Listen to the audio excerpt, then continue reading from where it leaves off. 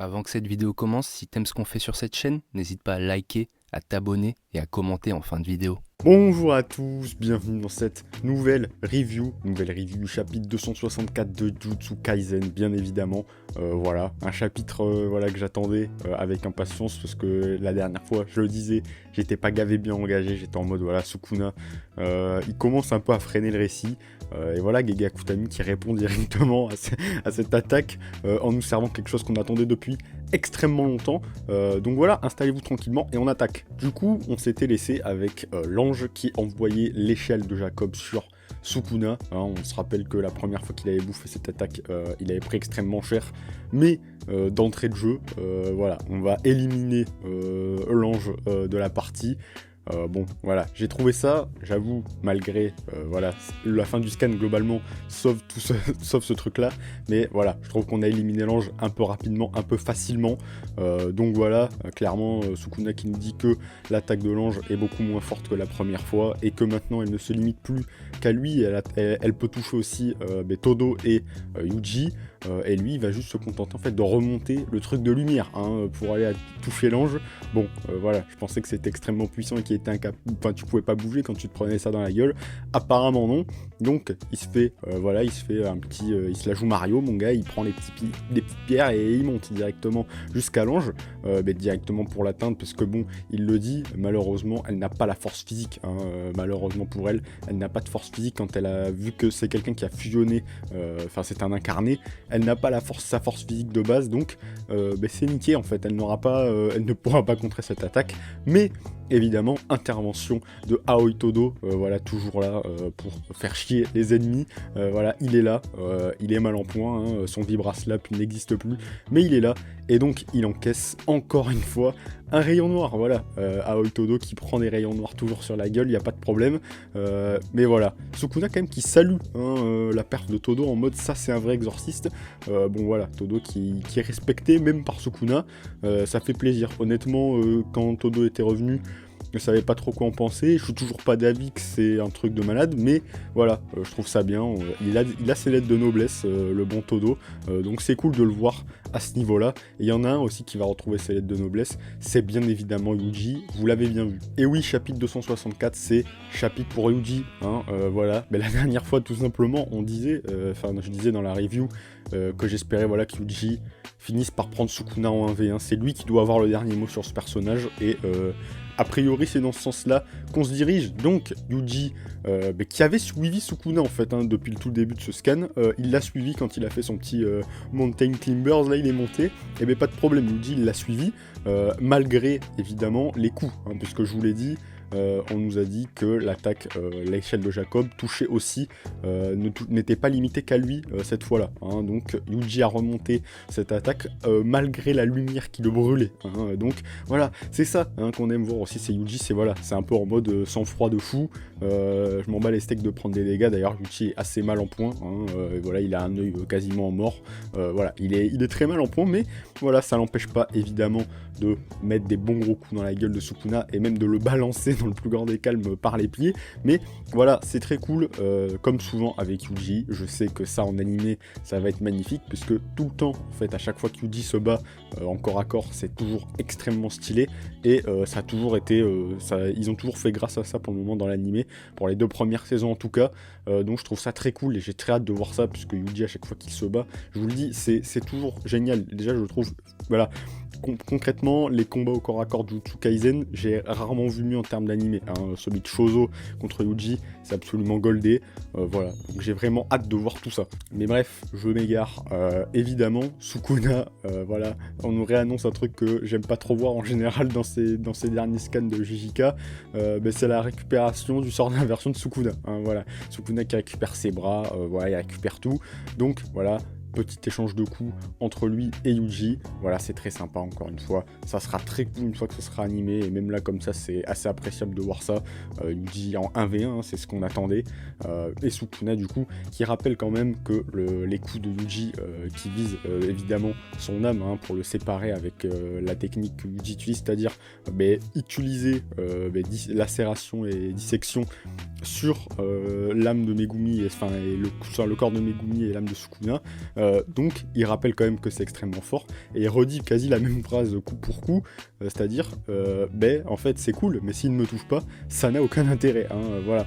Donc Sukuna qui, d'ailleurs, il y a quelqu'un qui a fait un truc comme ça sur Insta, où il expliquait que Sukuna n'avait jamais appelé Yuji par son prénom, c'est toujours vrai en fait, hein.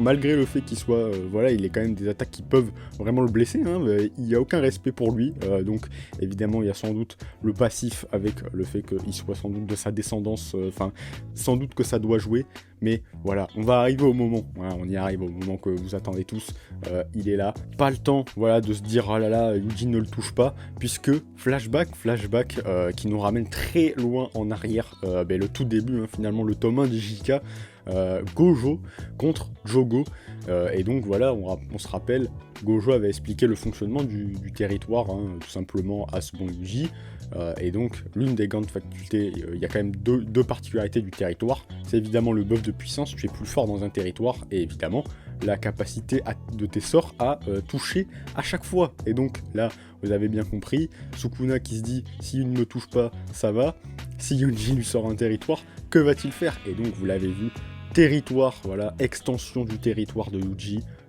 ça fait plaisir, franchement je l'attendais absolument pas, j'étais à 1000 lieues de penser qu'il allait avoir l'extension de territoire de Yuji maintenant, et ça annonce que du bon, notamment en termes de vibes, hein, du coup vous l'avez vu,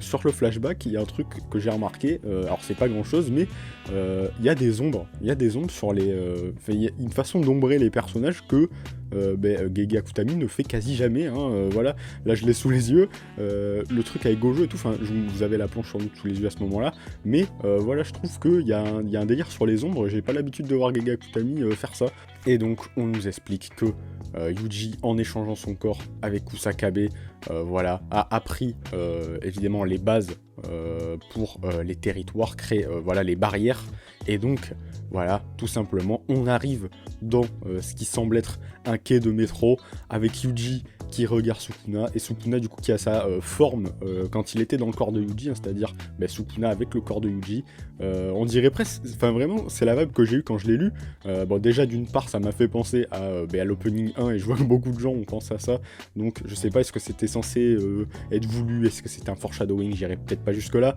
mais voilà, j'aime bien l'idée, je trouve ça assez cool, et donc on a le Yuji qui parle avec Sukuna dans son corps et qui lui dit on y va, donc potentiellement ça m'a beaucoup fait penser à une extension de territoire, à la comment il s'appelle-t-il, Akari, voilà, exactement, joueur meurtrier, hein, on n'a pas encore le nom de son extension de territoire à Yuji, on ne sait pas les tenants et aboutissants du truc, est-ce que ça va vraiment avoir un lien avec lacération et dissection, ou est-ce que ce sera un truc bien différent? Je le pense, en tout cas je pense que ce sera bien différent, mais je trouve ça très cool, hein. Ça a l'air d'être un territoire un peu complexe en général, hein, quand on voit ce genre de truc, ça m'a vraiment fait penser à Joueur Meurtrier, vraiment les premières heures la première fois qu'on l'a découvert, vraiment ça semble être une extension de territoire un peu plus complexe, hein, vraiment comme Kinji, comme Iguruma, vraiment je sens que ça va être un peu plus complexe, et ça fait assez plaisir d'avoir un truc plus technique, on va dire, dans l'exorcisme pour Yuji, qui ne fait que glow up, donc ça fait très plaisir, évidemment, et il y a vraiment une vibe, à l'ancienne, vraiment les débuts de JJK, déjà on a ce flashback avec Jogo et Gojo qui date, hein, vraiment, hein, c'est vraiment, je vous le dis, c'est le premier tome, hein, de JJK, hein, le truc, hein, donc ça fait vraiment plaisir de voir ça, et en même temps, on a ce truc vraiment du métro avec Yuji, avec la tenue et tout, le truc de Sukuna déjà dans le corps de Yuji, mine de rien, ça fait quand même assez longtemps, donc rien que de voir ça, c'est cool, parce qu'on voit déjà dans quelle mesure le territoire de Yuji peut faire en sorte que Sukuna apparaisse sous cette forme. Il y a beaucoup de questions sur ce territoire, et honnêtement, pour moi il n'y a pas assez d'éléments pour théoriser, hein, juste je pense que ça va amener des trucs très cool. Honnêtement, je me dis, en général, même si Joueur Meurtrier, ça a été assez compliqué à comprendre pour beaucoup de personnes, là, je pense qu'il y a moyen de faire quelque chose de technique et en même temps de stylé, hein, le petit truc du métro, qu'est-ce que ça va dire? Parce que du coup, a priori, Luigi lui dit, on y va, donc potentiellement, dans son territoire, ils vont prendre le métro, a priori, je ne sais pas ce qui va se passer, mais j'apprécie, Yuji qui prend les devants, c'est bon, Todo est hors jeu, l'ange est hors jeu, il n'y a personne pour venir le sauver, hein, là, clairement, il n'y a personne pour venir le chercher, Nobara, c'est terminé, j'y crois absolument plus, Donc voilà, c'est bon, Yuji en 1v1 contre Sukuna, et je pense qu'on s'approche.